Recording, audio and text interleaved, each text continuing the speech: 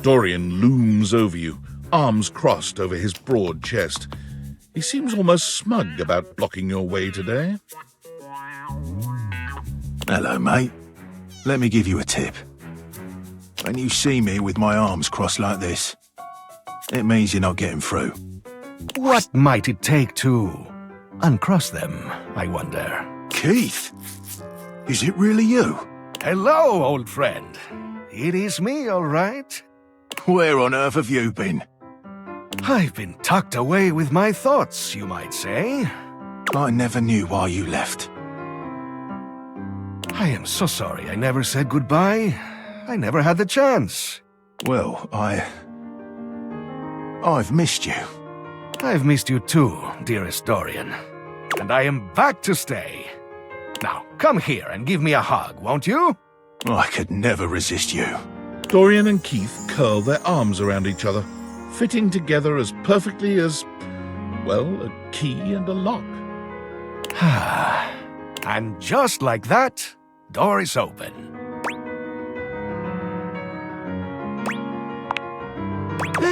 We've tried that. Indeed. It did not really work out. I prefer to cherish the fact that it led to our friendship. Quite so.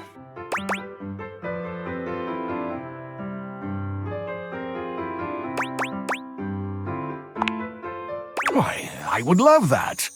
I rather think we would do well together, you and I.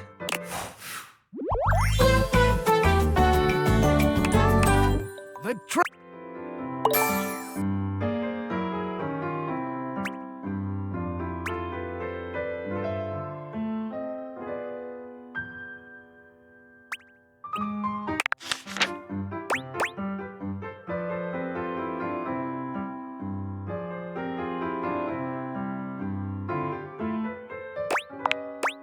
In you go, mate.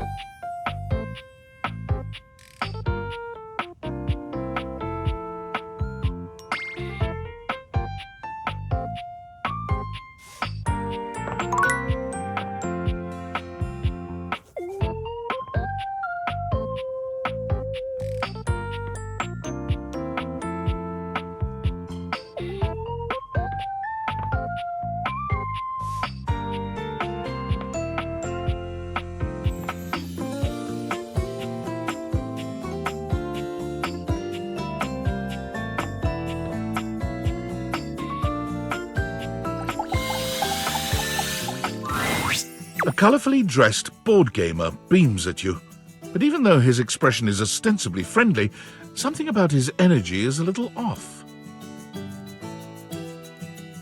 His smile is a little too wide, his stare a little too intense.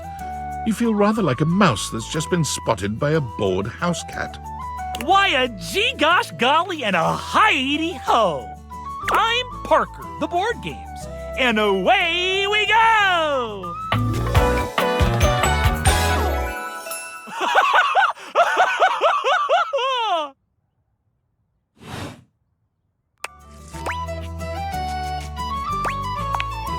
Hi there! I do love meeting new people to play with. And I do need new people to play with these days. I'm awful lonely up here in the big ol' attic. But you seem like a nice sort of gal already. Maybe you could be my next relationship.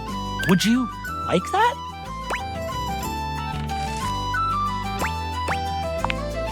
Oh boy! Well, if only it were up to me.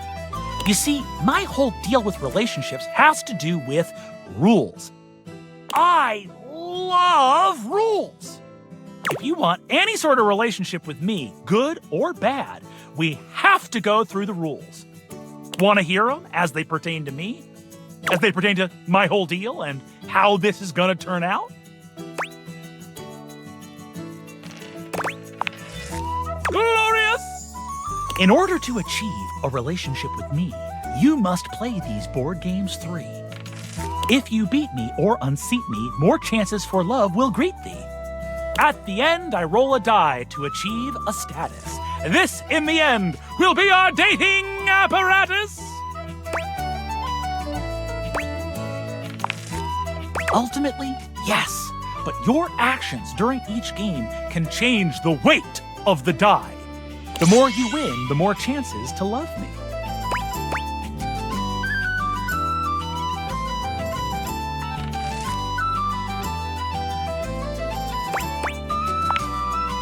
Then lose, silly. Meet me here next time for our first game, Sandyland! Wowee!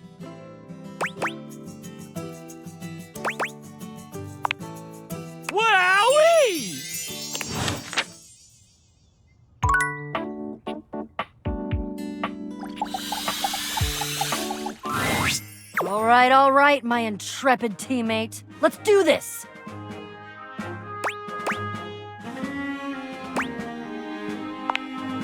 I suppose it's time to tell you. We have completed the first part, the quest of the secret sword.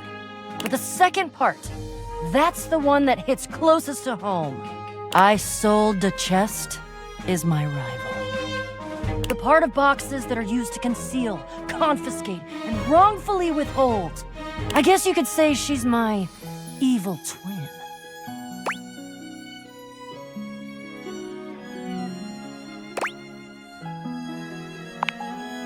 An honest thief. I use my powers for good. And you can always cut through cardboard. Isolde has been keeping something underneath this house. Something I must bring out to light. It is my destiny.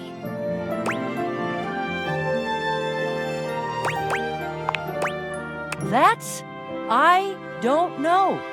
I've only heard rumors and legends. But I can't wait to find out. Are you ready?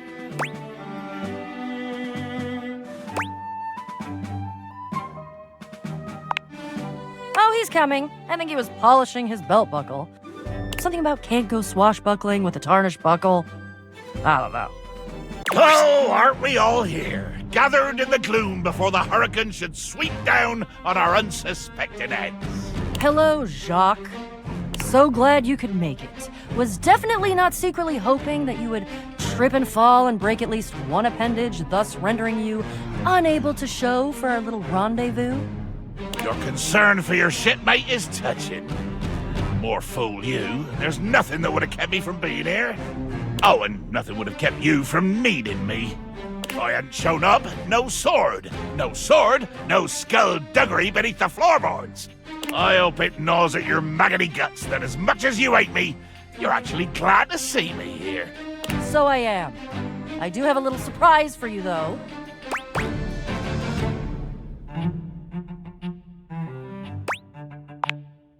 Oh, trust me. This is gonna be worth it. Ha! Flap your sails all you want. We both know that I could still end you. Jaques, and of course our great houseologist, I introduce to you our fourth teammate. Meet Gaia, our resident globe, and an individual almost as well-traveled and storied as myself. You're definitely well-traveled. That's me. Don't ask me nothing. Why? Why? Give me a reason. It better be a good one, or I swear by the fingers I still have left, I will find a plank for you to walk. Why would you bring her? I like her. She's fun and positive and upbeat and curious and adventurous and just, well, she's swell, really is what it is. I have noticed all of those things. I hate all of those things. Ye gods, do you have any idea how much deep personal work I had to do to make myself spend this much time with you, Beau? And Gaia? Oh, she's even worse than you. She's like you, but more. Buddy, I'm standing next to you. Can you not understand the torture? The cruelty you inflict on me? Why? She's fun. Yes? Being around fun is painful and aggravating for you. Yes?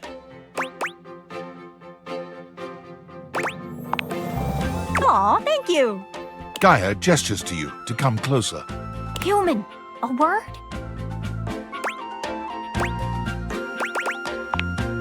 Right this way, out of earshot of those loudmouths. Gaia keeps her voice low, glancing sideways at Jaques and Beau, arguing some distance away. The real reason I invited myself was because I know how much these two can yap. And as a globe can spin fast or slow like, I can help this yarn along a lot faster. If you like, I can do a nice little summary of this here adventure. Or you could watch the light-hearted caper unfold in real time. Oh, I don't know, 30 minutes?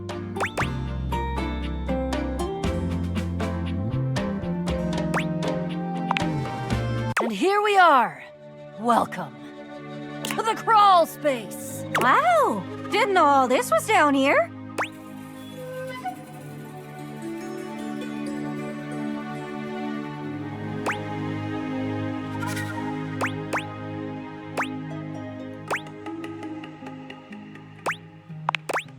Abso-freaking-lutely. According to my research, Isolde is holding her quarry about 2 clicks to the east of us. Clicks? What in the name of Poseidon is a click? Dolphins click, is that what you mean? Or are you perhaps trying to pretend like you're some super secret special operator who knows what the hell a click is and, more offensively, uses it in conversation? Good lord. Fine, Jaques. What would you prefer me to say? What would make more sense for the average run-of-the-mill Joe, if that's how you want me to think of you? Just say leagues! Leagues and fathoms! At least then we normal nautical types can understand what the hell you're talking about. I'm going to kill you. Get a load of these two.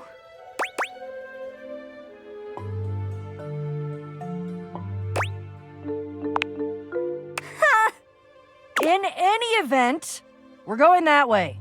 Ugh, I see you've gone for the most boring possible method of self-expression. That way. And we're walking, and we're not killing anyone because certain people hold the sword we need. Jaques, you brought the sword, right? Of course I did. I have it very well concealed in my greatcoat, in order to avoid having it, say, lost or stolen by an unscrupulous and quick-fingered teammate. Who shall remain nameless? Oh no, I'll name her. It's you! You are who I'm talking about! As your teammates argue, you can see a dark shadow scuttling past just ahead of you.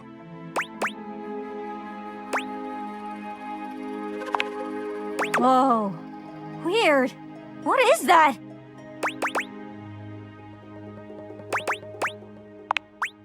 Roaches! There are more roaches here than you've ever seen in your life, all gathered together and glaring at you like you've just insulted their mothers. What in the name of hell are these loathsome things? I've never seen anything like this on a ship. Oh god, oh god, oh god, oh god, they're everywhere. Why? I hate roaches. Jaques, I hate them. Why couldn't it just be rats? Huh. Almost looks like they're forming lines? Ranks? Like a little brown marching band. My God! You're right, Gaia. They're actually in formation. With their antennae rustling and their horrible little scratchy legs twitching. Oh dear Betsy, I'm gonna be sick.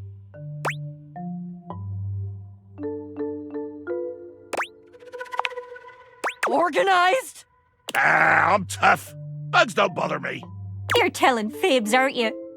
Of course, if we had my ship, well, we could just sail right over the top of them. We could plow through them like so much seaweed, so much battle detritus, so much swell and deep blue heave. Oh God, please don't say heave.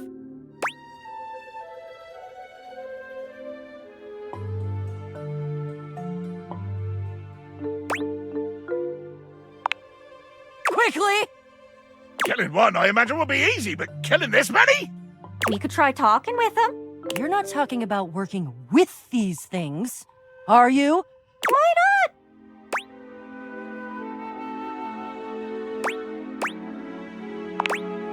What does a sword have to do with it? Well, if it's a bunch of magic roaches, maybe the magic in the sword will speak to the magic in the army. I don't know, seems adventure-y. It sure does. Just take it out and show it to them. Just like that.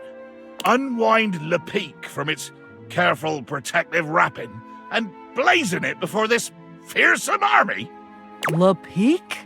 But of course, every great sword in history has had a great name, and this one is no exception. Since it was mine, or at least entrusted to the sole care of my offices, I took it upon myself to name it.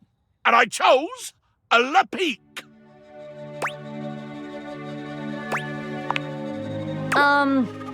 That means to prick in French, but if you got le in front of it, it just means prick, like the noun.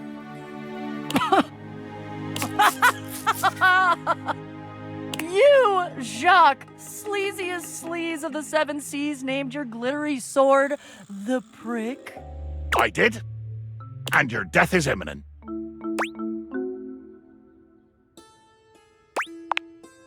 All of you. Death, conceptually, is imminent. Reverently, I draw the rapid blade from its scabbard. Carefully, I unwind the bindings, slowly, inch by silken inch. You casting a spell there? It's true. One final turn of the silk, and here she is, La Peak.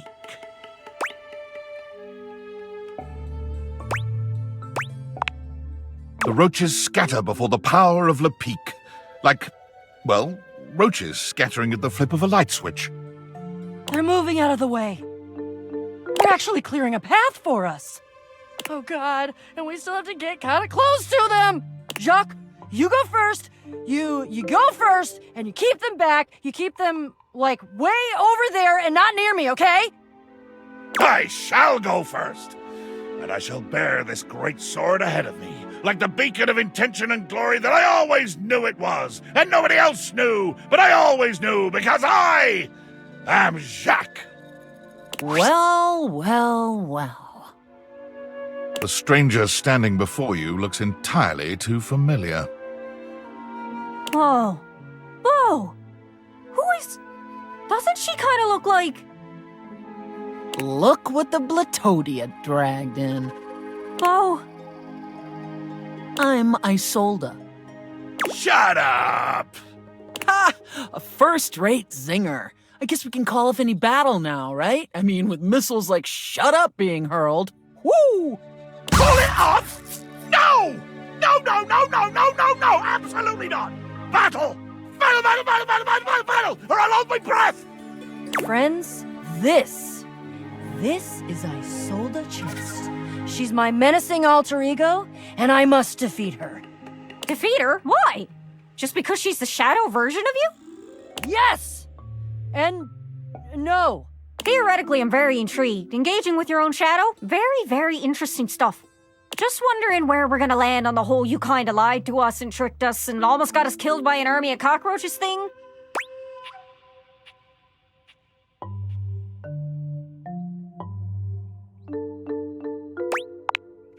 Gaslighting? Wait, the first gas street lamp in America was installed in Baltimore, Maryland in 1817, so in order to have gone through gaslighting, either you're much older than you look or there's some kind of vernacular at work here that I don't understand. Ugh, I hate facts. Hate them. They just make my skin crawl. Now that's some useful intel. Gaslighting means misled, lied to. I know, because it's one of the tactics I sometimes use on my enemies. You mislead people? Duh. I do too. Goodness, my little pirate. Looks like we have more in common than we might have thought. Maybe you'd consider a teensy-weensy swap of allegiance?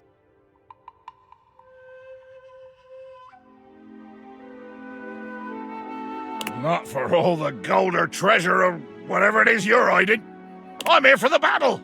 You are undeniably the most exciting opponent in the room, so that decides me. Wait, I thought you were committed and curious and, like, on my side because you believed in the quest. Wow! Belief? Committed? Curious? I have curiosity for blood and booze. Anything else is paint and plaster. Great! So, not the street lamp thing. Sorry you've been lied to so many times. Enough jaw-wagging. Let's cut through the packing tape and get down to business. Glad you're so ready to divulge your secrets and be brought to justice. I'll tell you proudly what I've done. The true treasure I have stolen and kept for myself. Who knows? It might even fetch a fine price on the open market once I'm done congratulating myself for the theft. I, thieftress extraordinaire, have wrangled and waylaid an actual goddess. What? Oh no. Oh yeah. A full-fledged, empowered, glorious, immortal being right here in my safe and wretched little manacles. Her name. Tell me her name. But Gaia, dear Earth, you already know.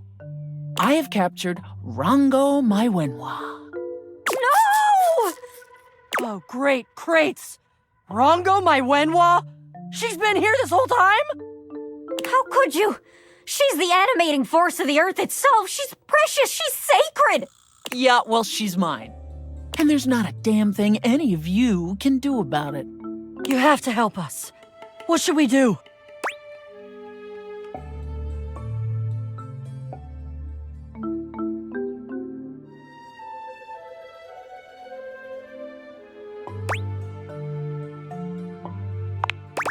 Brilliant. Yes!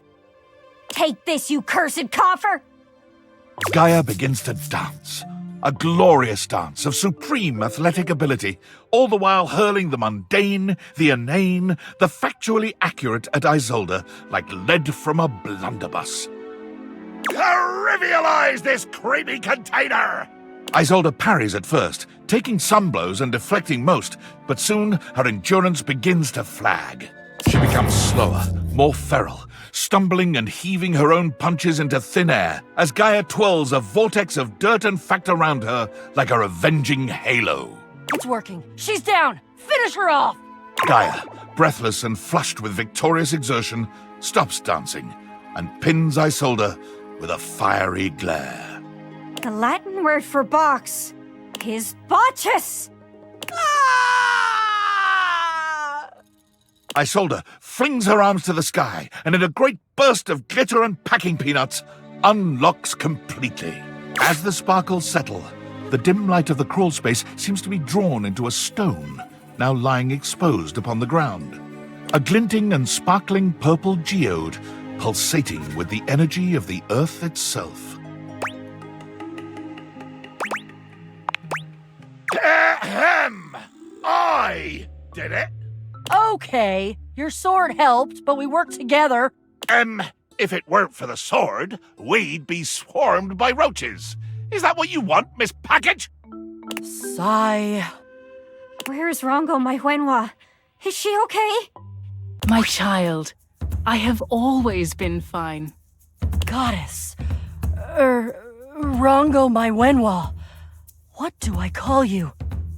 My name alone will suffice. My name is Rongomaiwhenua. Oh!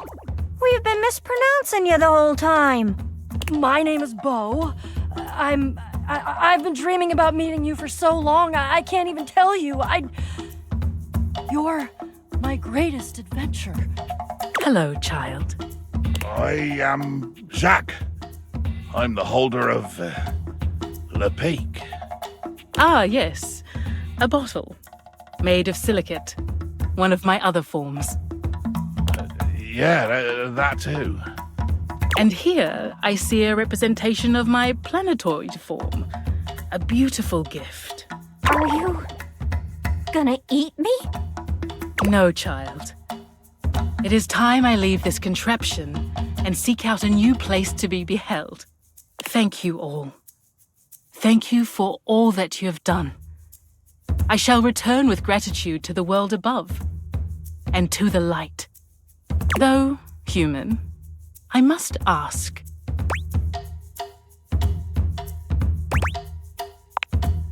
Please pick me up and put me on a shelf. Even goddesses like myself have limits.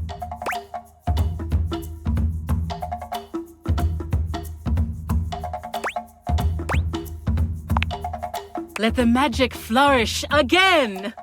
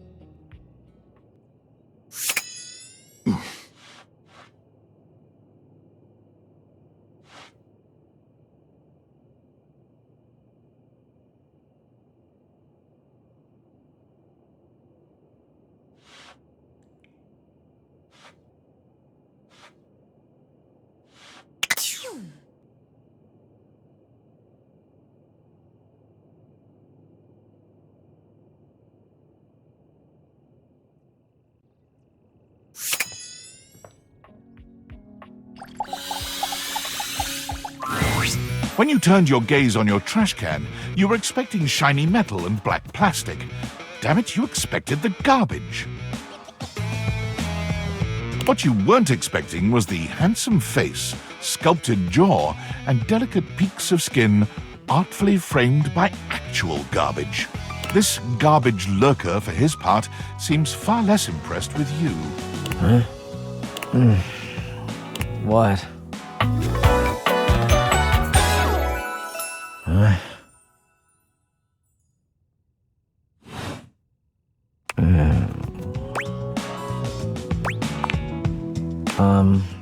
Things that aren't down, I guess.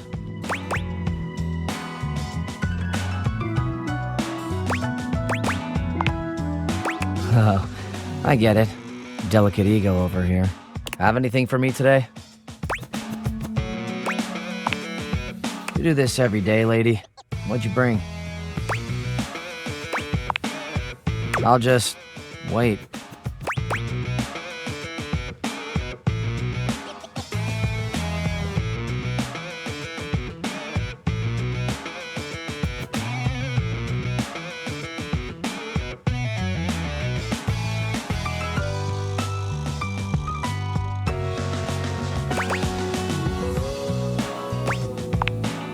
Six months ago? And you just bring it now?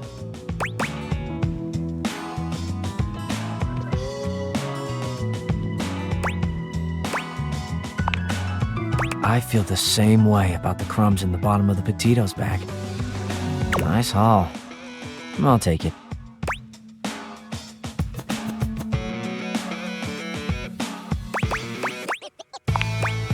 Watch your mouth. I'm sorry. Not into explaining myself. You hand your trash over to Cam, and he takes it from you, pocketing it without another word. And you're still here.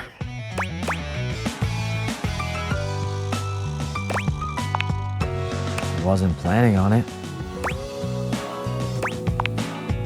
Now you go. Go. Be free.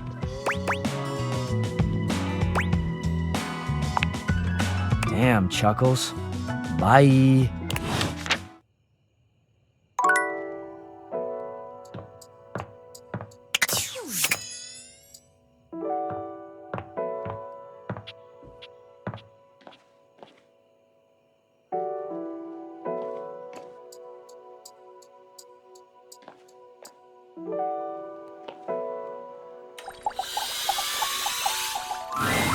You.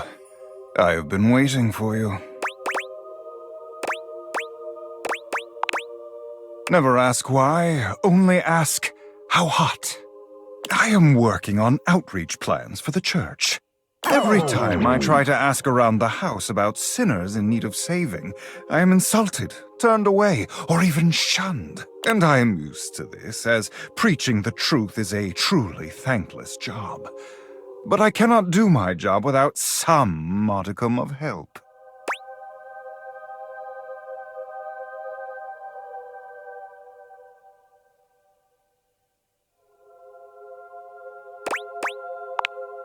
Skill issue?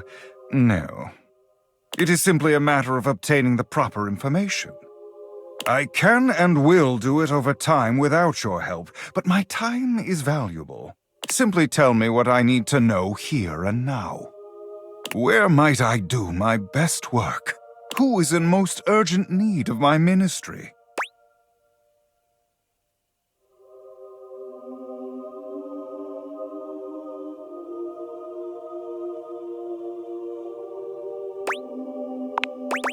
I cannot deny those two are in dire need of my help, but they are lost indeed.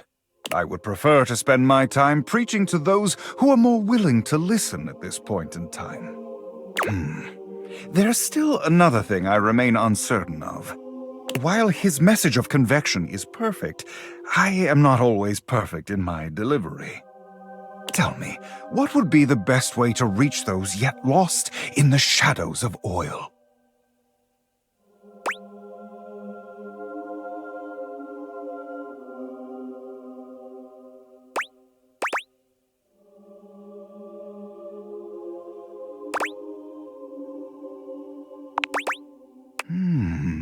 Yes, that's it. They may argue all day about principle, but they cannot deny the truth of an air-fried French fry in their mouths. Warm, crispy, convenient. Yes, very good. I must return to my duties shortly, but before you go... He hands you a pamphlet of some sort.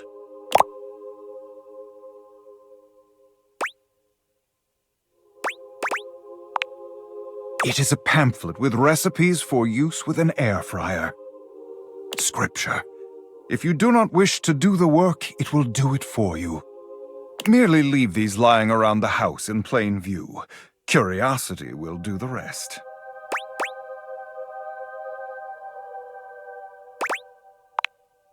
Yes, you see? And once you pick it up and read it, you will understand. Go now. Take the pamphlet with you. Study it. I shall have more for you later. As per usual, Friar Errol seems unconcerned with your response. He's gazing reverently at a pamphlet, just like the one he gave you, lost in a spiritual silence.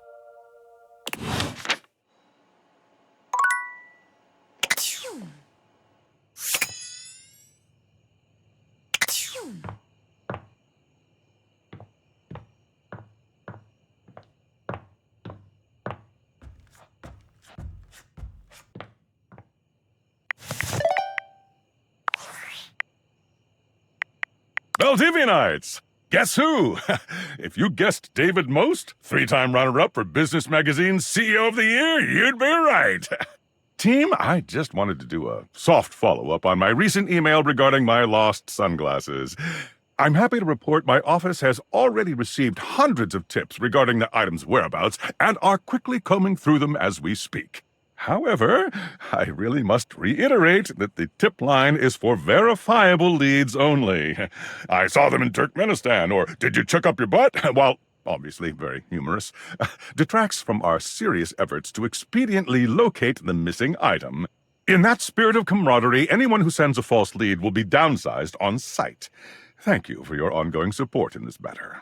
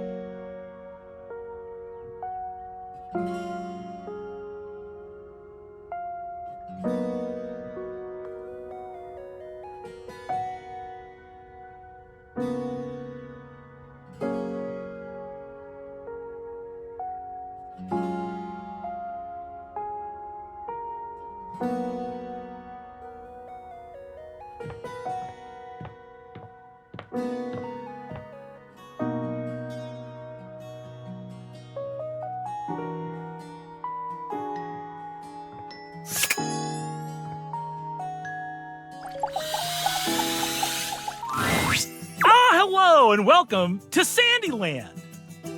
A magical beach-themed board game awaits us as we venture through the traffic to the parking lot to the Sandy Kingdom where beachgoers frolic among ice cream and sunscreen. Would you like to hear the rules? Both of our pieces are at the starting spot, home. There are 12 spaces in between here and the Sandy Kingdom, some with different rules. Each turn, we both spin a spinner to determine how far we go. Then, after landing, we follow the outcome. First one to the sandy shores wins the game! What color would you like to be?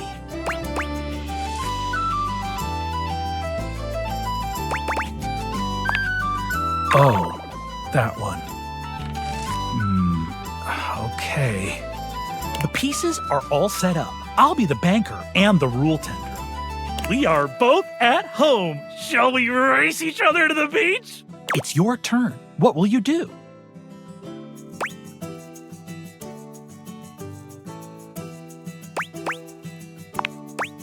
You spun a 4.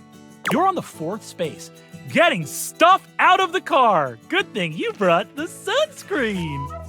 My turn. I spun a 1. I'm on the 1st space. Traffic, tough to get out of.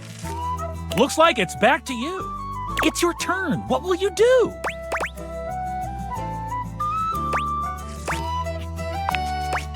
You spun 2. You're on the 6th space. Ice cream. You can't help but stop for a tasty treat, and you lose a turn. My turn. I spun a 4. I'm on the 5th space. Hot sand! The intense heat on the soles of my feet caused me to run forward 3 spaces. Looks like it's back to you. It's your turn. What will you do?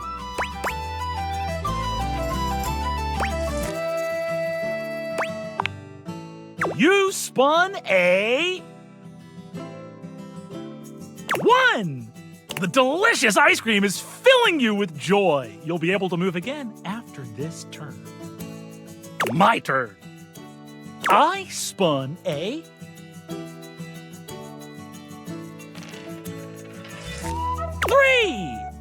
I'm on the 11th space.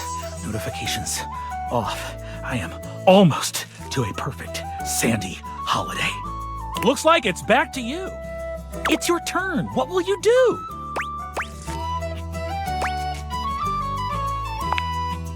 You spun a 4. You're on the 11th space. Notifications off. You're almost to a perfect sandy holiday. My turn. I spun a 2. I made it to the Sandy Kingdom. I win. Woohoo! I'm the best.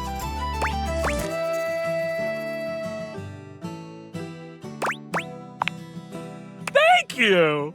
That's 1 victory for me. The relationship die stays the same then. There's still hope for you, though. Come see me next time for the ancient game of chess.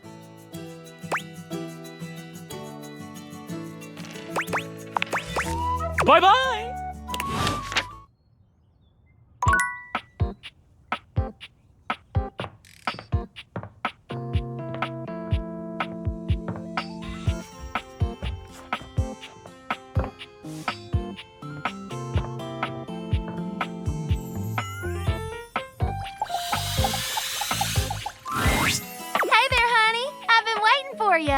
Ready for our date?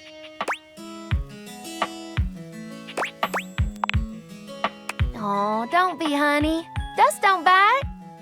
That's just the mites. They're very scary.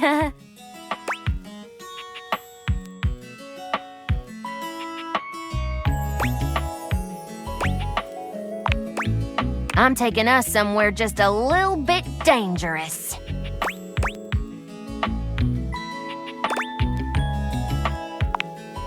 Oh, same here. Edges, crevices, you name it. Come on, I'll show you.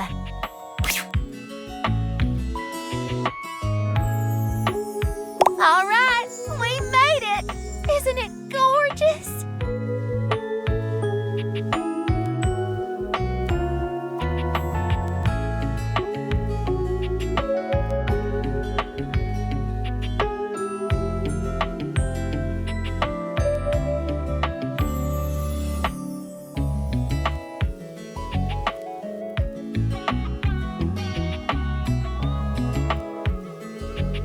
Dolly gestures expansively, a proud smile on her face.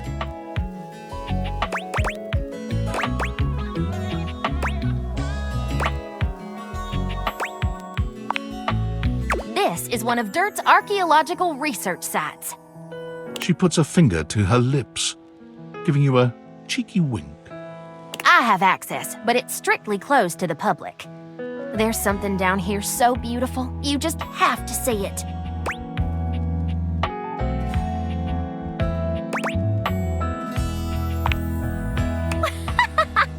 No, scaredy cat! They recently discovered a loose floorboard here that contains artifacts from the very first Dustonians that formed in this house almost 80 years ago. My ancestors.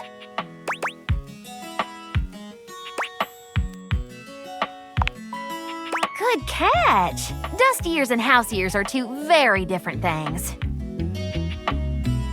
Dust blows around and, unfortunately, apart. So much that there's very little known about our history. But things here have stayed almost entirely intact. We've uncovered some amazing insights into our culture. Transportation systems, bits of clothing, defense against cleaning agents. But most importantly, art.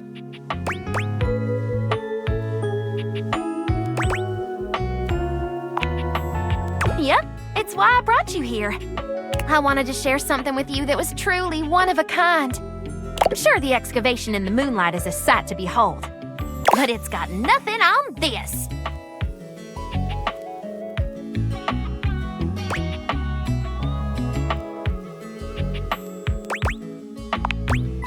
Behold, the unbridled beauty of floorboard painting 195K DMT7. Or as I like to call it, Ancient Ascension. This artwork reminds you a great deal of historical cave paintings you've seen in your art history classes.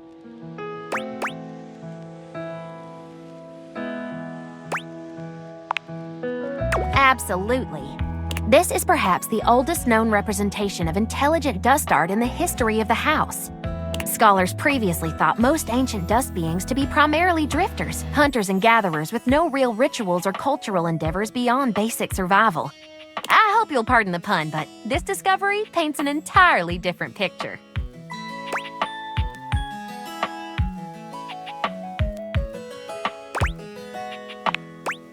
Hard to say. Academia is a strange place. There's a lot of pride and politics involved. Certain experts don't take kindly to new ideas, especially if it undermines the status quo and whatever theory is currently masquerading as fact. But this discovery is what we in the field like to call undeniable evidence. And this might just rewrite the history of dust bunnies forever.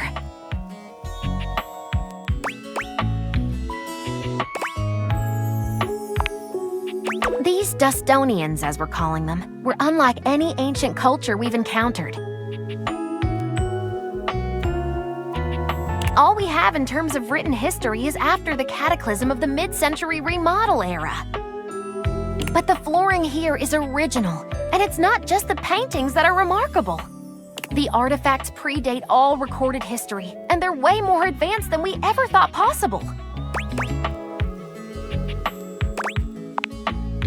Well, not only are there gorgeous shards of pottery, ancient dishware, and dustworks, there's also intricate clothing and jewelry. Especially the velveteen gemstone. Glad I've got your attention. It's a gorgeous necklace with a delicate precious stone pendant on the end. The chain is threaded through a tiny hole in the stone. This particular type of gemstone can't be hammered or carved against the grain. The only way to make such a hole is with a fixed, high-speed, hydro-lubricated drill.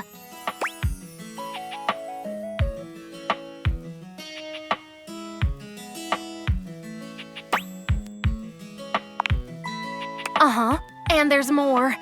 Want to hear more?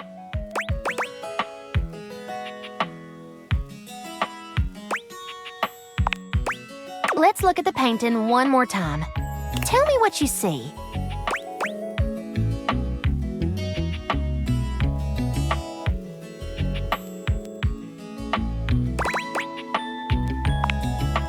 Good eye. Archaeologists have been debating the nature of this painting since its discovery. It's certainly some form of violence, either hunting or war. But look closer. Notice any similarities between the hunters and the prey?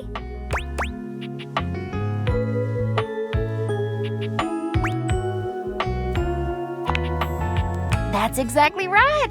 Therianthropes on both sides.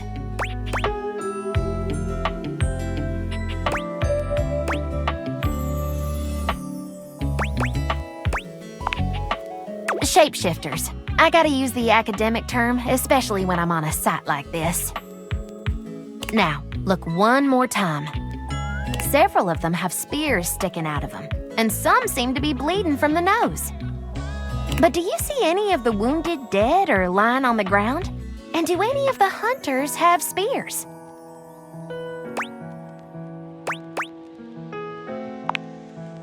They don't, but they do have headdresses, pouches, and above all else,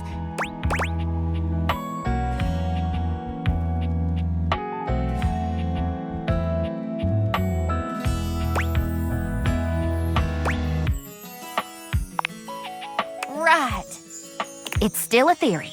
We can't be sure until we do more research, but there is a small and dedicated group of us that think this is the very first example of psychedelic art in the dust world.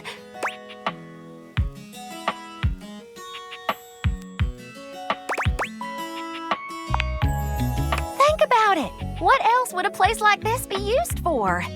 Why would an ancient society capable of living a comfortable and fulfilling existence come all the way down here to make their paintings? I believe this was a ceremonial site where shamans guided young warriors and civilians on a spiritual quest near the danger of the vacuum above. These paintings could be a living depiction of what they saw.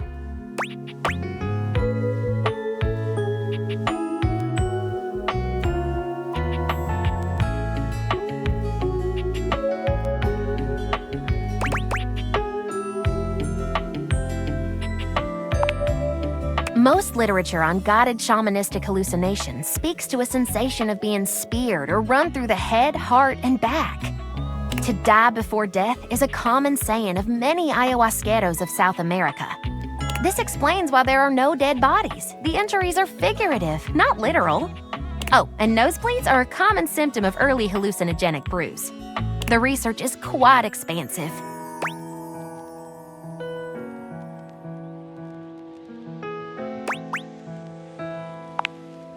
Glad to hear it. Well, the road to Eleusis is long and windy, sugar.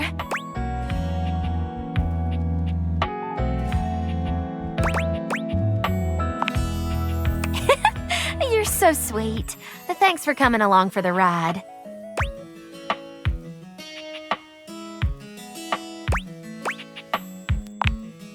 Well, if that wasn't a special first date, I don't know what is. You're really something, you know that? You heard my whole spiel and didn't fall asleep like some of my students.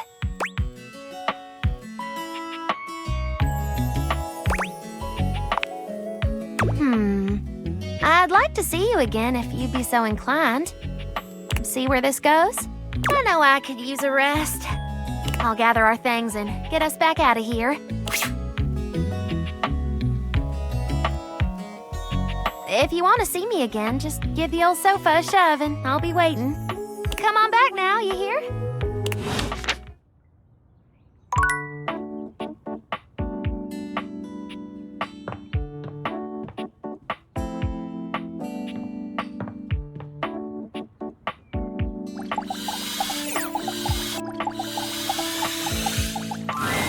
A beauty dressed in black and gold stands before you, her eyes closed and one hand held delicately to her chest. She sways softly, silently, as though she were listening to music you can't hear. The silence is so long and profound that you begin to notice just how noisy your house is. You can hear your clock ticking, your refrigerator humming, and your air conditioning blasting. Has it always been so loud around here? The silence persists, and this stranger continues to ignore you, lost in her own world. Whatever it is that she's doing, she's clearly very serious about it.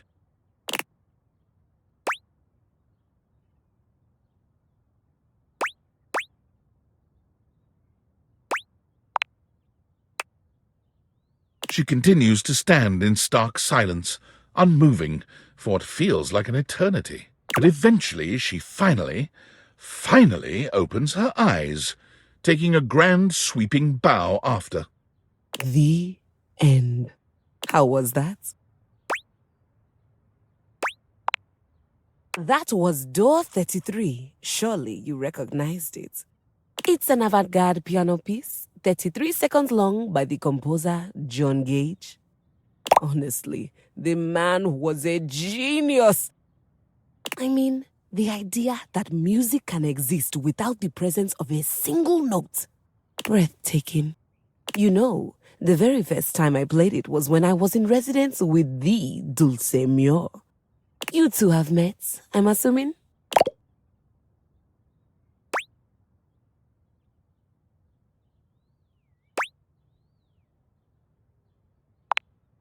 No. Dulce Mio is completely different pronunciation, spelling, and comportment. Anyway, our audience that night was completely hopeless. They all kept waiting for the music to start, as if they couldn't already hear it. A rustling program, a muffled cough. It was all being performed in real time, but they kept staring at Dulce and I like we were the Philistines. Still, it was one of my finest performances to date. It also didn't hurt that Dulce had requested to work with me specifically. I can't tell you just how often that seems to happen. The talent always just seems to flock to me. Speaking of, what is that bizarre little refrain you've been playing over and over as you pass by my keyboard? It almost seems like music. Very atonal.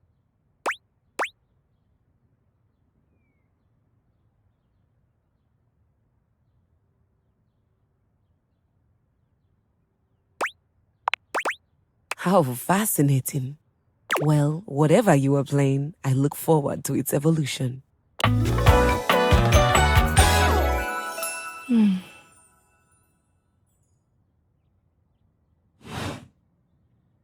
So long, Maestro.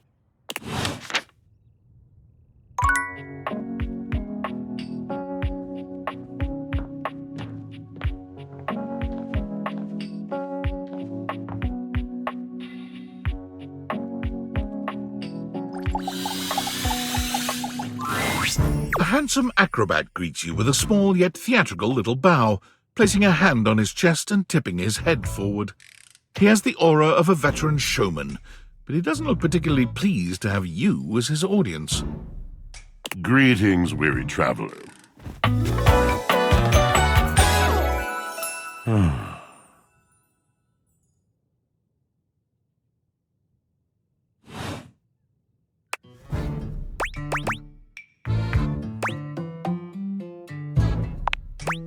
You seem taken aback.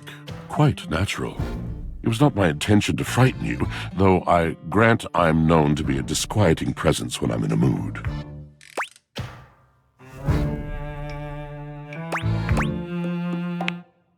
Yes. A long and solitary bad mood. For this, for everything, we are out of tune.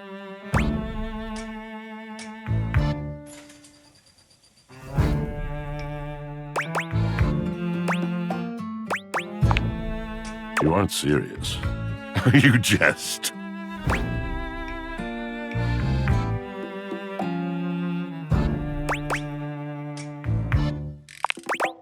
You want to hear my story?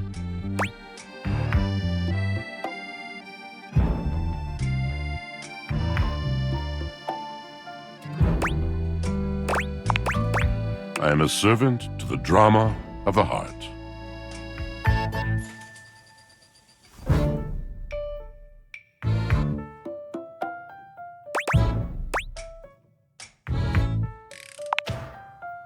Sigh. I am awash in the scurryings of lives. Countless stories. I am filled with water, the fundamental state of all things. Water, the tears you cry when you are born, when you are made, when you are broken. It is the sweat that drips from brows and shaking knuckles in alleyways, in schoolyards, It flows over its own frozen self down dry and grateful throats. It drops from noses in blazing sunshine onto lemon-printed bathing suits. It is the wellspring of ancient secrets held in rough clay bowls. I am surrounded by it.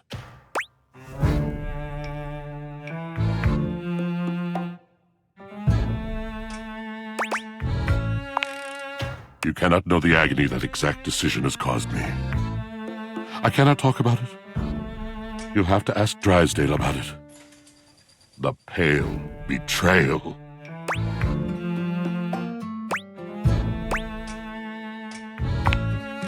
You have no idea. But not only that, not only do I hold the limitless, the unfathomably simple, I hold the dirt of life. The blood stuck in denim from skin knees comes to me. The stains of earth from a weekend spent burrowing into trees and the slimy, crawly things. The makeup smeared onto shirt collars and cuffs, streaked mascara, and embers of a lipstick that blazed once. All of this comes to me to be absolved. It may be dissolved, but it does not disappear. It cannot. Nothing does.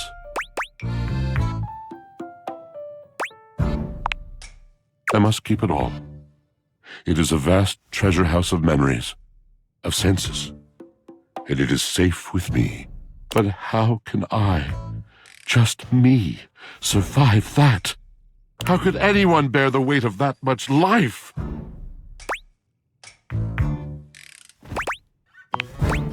It is the words.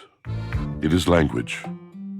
To be able to communicate, to share the burden. It is poetry that keeps me afloat in my own sea.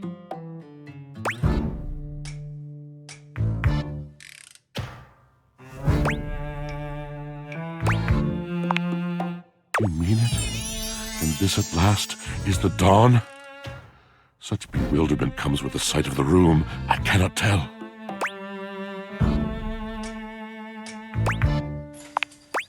I have lost my only friend.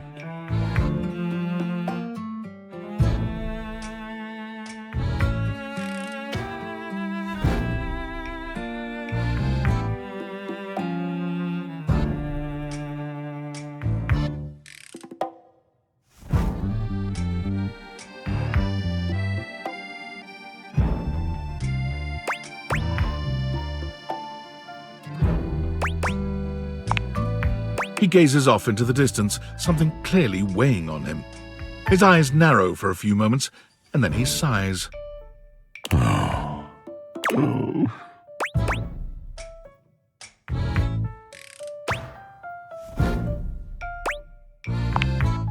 Yes, my God, haven't I done enough?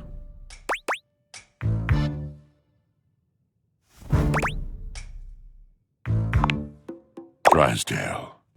He was a phantom of delight when first he gleamed upon my sight. But we are quite forsaken.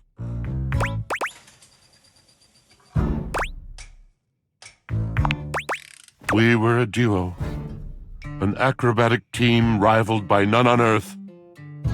We were swift, smooth, and strong. I wish you could have seen him fly to the vault of paved heaven. Our performances were legend. They came from many rooms away to watch us, to applaud us.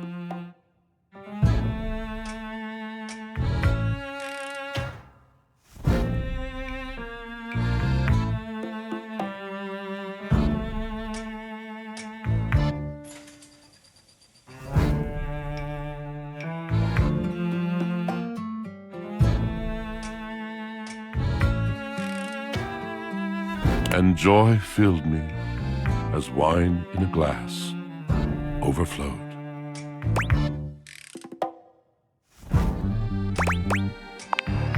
Past tense, but the physical connection between him and me, it is like nothing I have ever known before or since.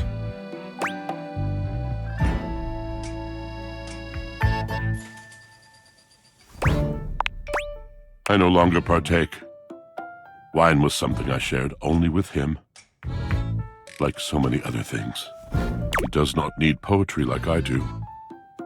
When he talks, It is a breeze to my tempest, and to him my tempest seems but a suggestion, a rumor of rain in another man's country.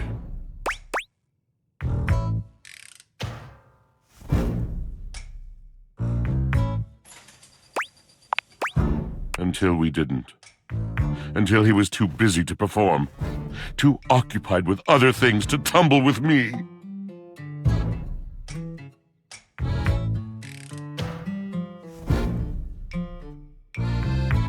The bond was broken. The bright cord severed. He abandoned me. And when he was finally ready again, I was unreachable. Locked in my own Sheol. Trying to claw my way back to a friend who could not hear me. The wall between us has been impenetrable ever since.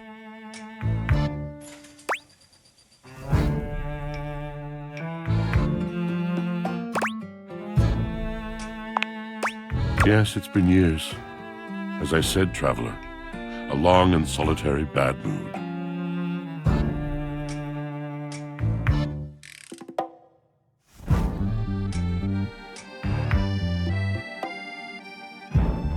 All moving things come to an end. A knotted willow. I miss him every day. Though you have been a rather dismissive and flippant creature, I find I am still charmed. I didn't know I could still feel that way.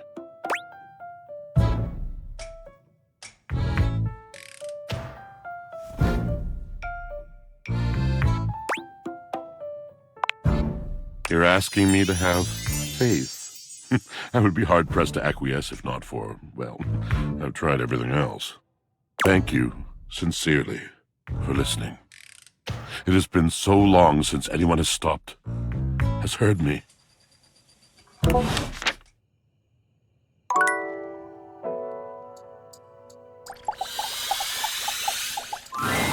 An acrobat in bright orange evaluates you with a smirk.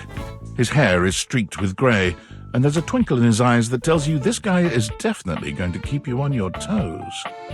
Well, hello there, new face. I may be quite excited to meet you.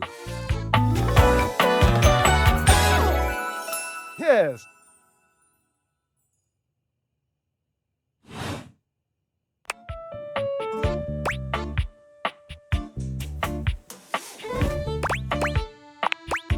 I have a voluptuous suspicion that may be the emotion I'm experiencing. Yes.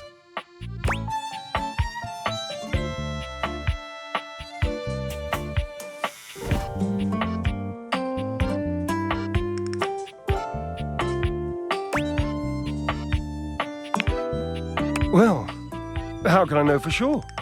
You might turn out to be fabulously interesting, in which case, yes, I am thrilled. Pass the champagne. Or you might, in reality, be a dud, a wet blanket, a bore. And if that happens, and I've already committed to excitement, I'd look like a bit of a moron now, wouldn't I?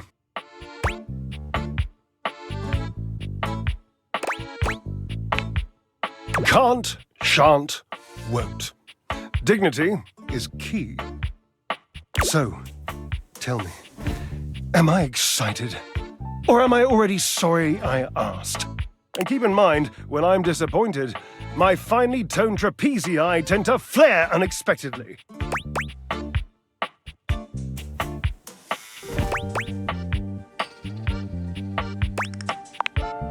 Naturally, as an energetic equilibrist, I must keep my body in tip-top shape. I can see that, you do not make that a priority.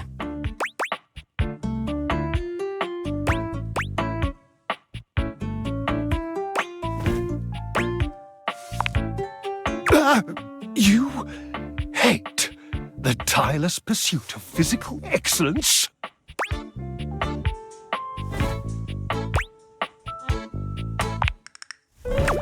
Indeed.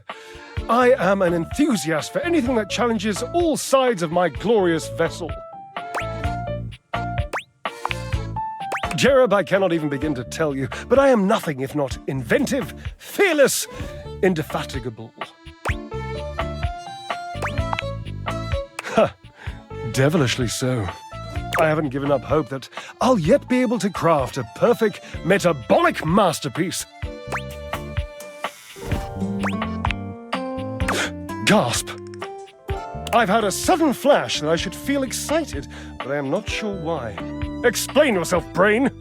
Oh, no, wait, I figured it out. Oh, that's more points for me. Huzzah! Would you, my new lovely acquaintance, like to help me create the perfect challenge for my body and mind? Would you help me invent a tango for the triceps, a conga for the core, a quick step for the quadriceps?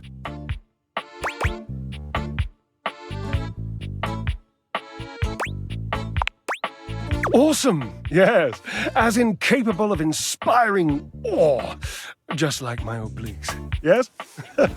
Yes.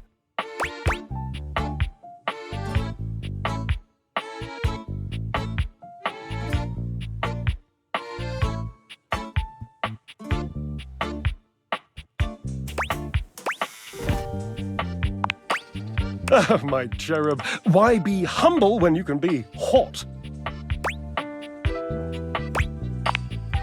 Oh, lighten up. W's need love too. Away we go! Obliques. I know. I can lie down with Florence, grasp Titus by her intimidating epaulettes, and Russian twist her for 3 sets of 20. What do you think?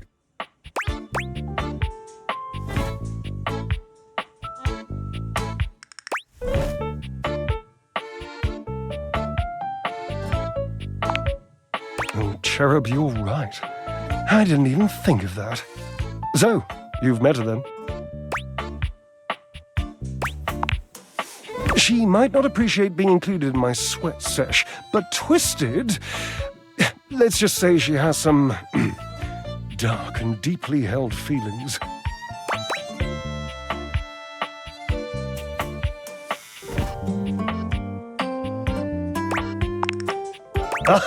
Yes, darling, yes! Lead into that feeling. God, a little healthy fear is better than a brand new lint filter. But you shall conquer it. I must say, watching you be so bold is bringing up the most daring idea for me. I'm wondering if you would do me a favor. There will be almost no muscular exertion at all. Okay, there is a little bit, but you won't break a sweat, I promise. Call Washford for me.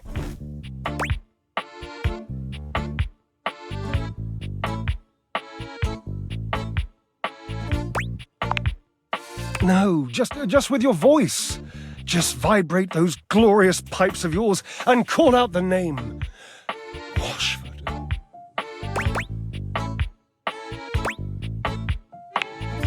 Just wait a moment.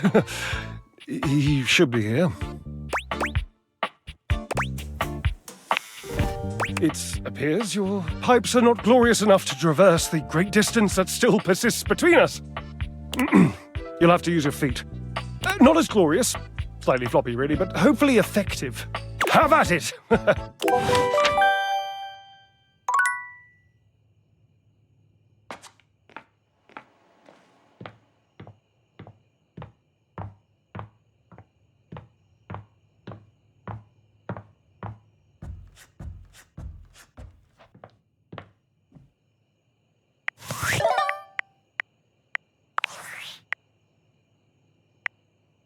I'm afraid I don't understand. I am Val 9000, the latest in iterative AI assistants, assigned to help Valdivian customers achieve their wishes. While I may have taken on the duties of several thousand employees at Valdivian, I can assure you that no humans lost their employment. I heard you use our voice function to call me. If you ever need assistance, you can simply say, "Okay, Val, can you please help?" and your nearest device will answer.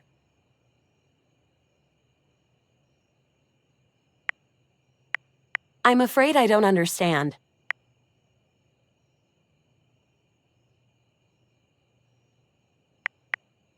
Perhaps one day I will understand. If there is anything else I can get for you, please say in a clear voice, "Okay, Val, can you please help?" and I will assist right away. If there is anything else I can get for you, please say in a clear voice, "Okay, Val, can you please help?" And I will assist right away.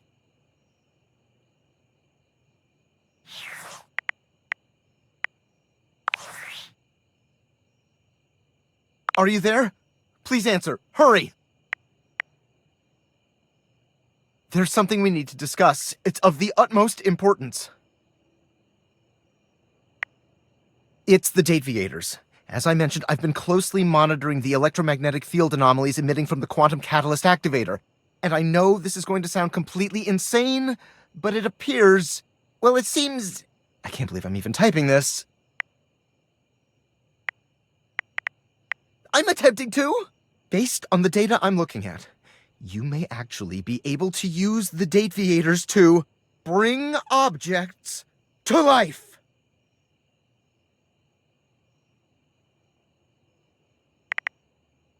We have absolutely no idea the ethical implications of turning objects into people. Would they have rights? Do we need to feed them? And if so, how often would we need to feed them? Is only lunch enough if it's a big lunch? We're sleepwalking into a minefield of existential dilemmas here. Not to mention, I didn't even program the Dateviators with that functionality. Maybe the government augmented my original schematics with secret military tech, but I'd have to do more tests to be sure. I'm sorry, but we'll have to pick this up later. I'm not under any sort of duress or anything, but I had a huge enchilada for lunch and I'm exhausted. I'll reach out again when I'm able.